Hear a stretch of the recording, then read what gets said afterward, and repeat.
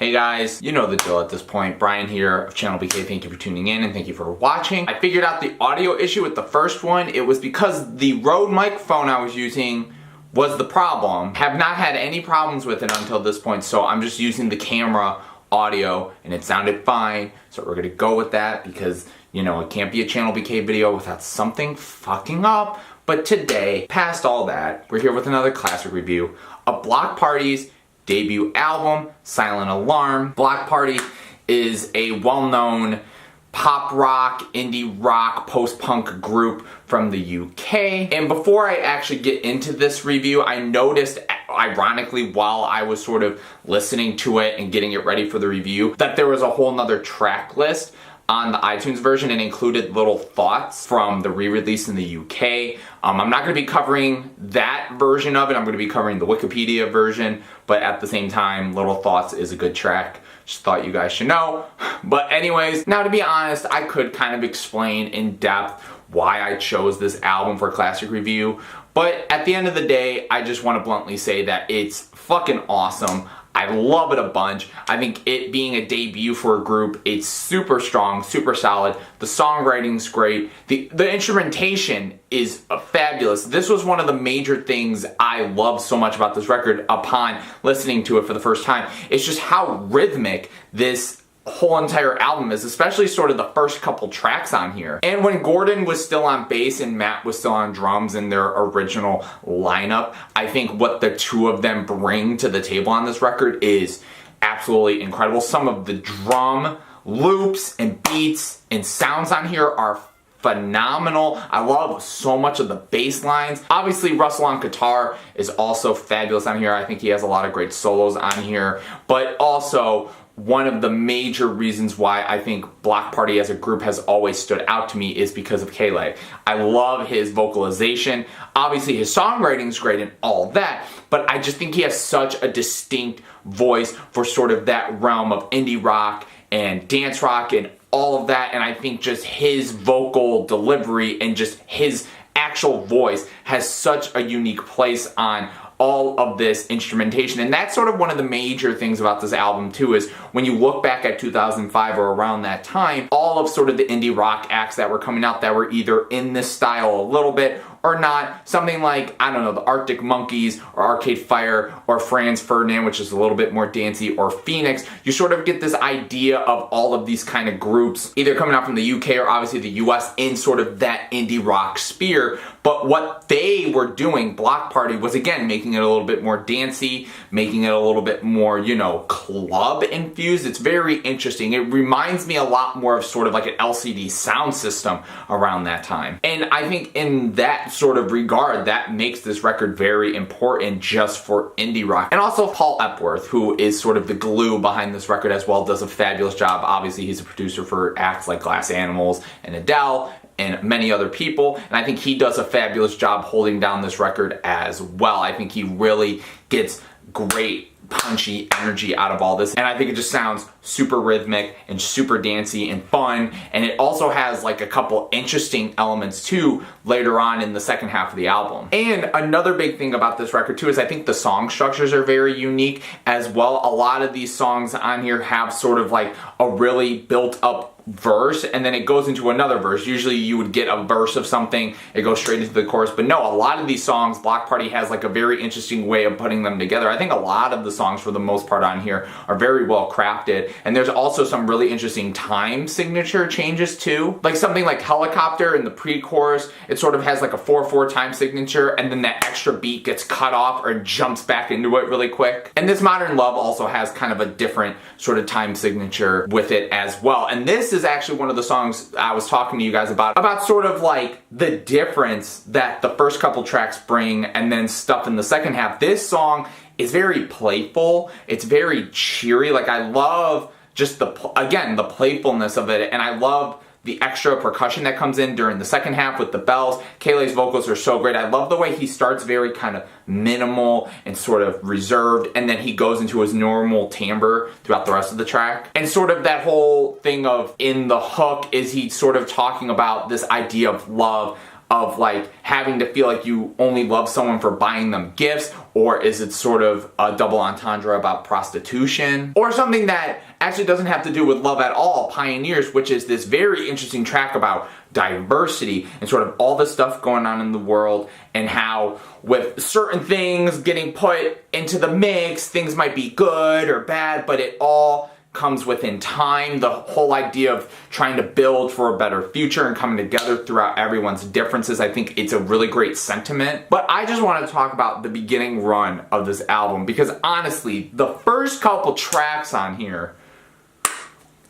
I think just completely fucking pull you in and just make you sing and dance and just nod your head and just go crazy. It's so great. Like Eating Glass is just a phenomenal opener. I love the slow build with the very simple guitar leads that come in, and then the drum beat just like booming in. It just sounds just huge and massive. And then I love when it gets to the chorus, just the sweepingness of the instrumentation is great. And this song is about a relationship. It seems like Kaylee's kind of speaking from the perspective of him giving so much to this lover, but his lover doesn't feel that way throughout the relationship. But I also love his sort of final, I don't know if it's verse or sort of the outro to the song, where he sort of has like the whole metaphor of people having X'd out eyes, so they're running into everything and the relationship falling apart. I thought that was kind of a clever touch. Helicopter, which is sort of this metaphor about Kaylee's life, sort of the back and forth of how he's trying to figure himself out, and obviously the chorus of this song is fabulous, and it means like, are you hoping for a miracle?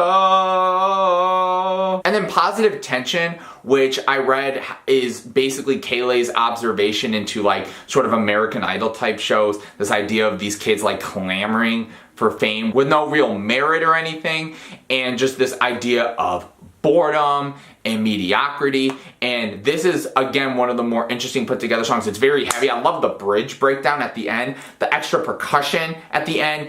Again, just adds such a fun, dancey feel. And then we get to a song like Banquet, which again kind of brings up similar things with the first track on this album, where she feels very neglected and she doesn't really feel loved, and he's just trying to make her feel loved. This is a very seductive, sort of sexy sounding song. I love when the bass just drops into the chorus. I think that's just such a great touch. And again, just very singy, very catchy. But once again, we get like very sort of different sides of them after this danciness. The following track, Blue Light, which is sort of this song about finally being over a relationship and wanting to hold on to that and the memories, and it's a very kind of serene, a lot quieter sort of track, and there's also very minimal instrumentation to it as well. She's Hearing Voices, which besides the outro track to this album is one of the more interesting produced tracks. It has like super heavy drums, like the sound of them are very interesting. Obviously most of this album's either very punchy, very loud, very slick, very groovy,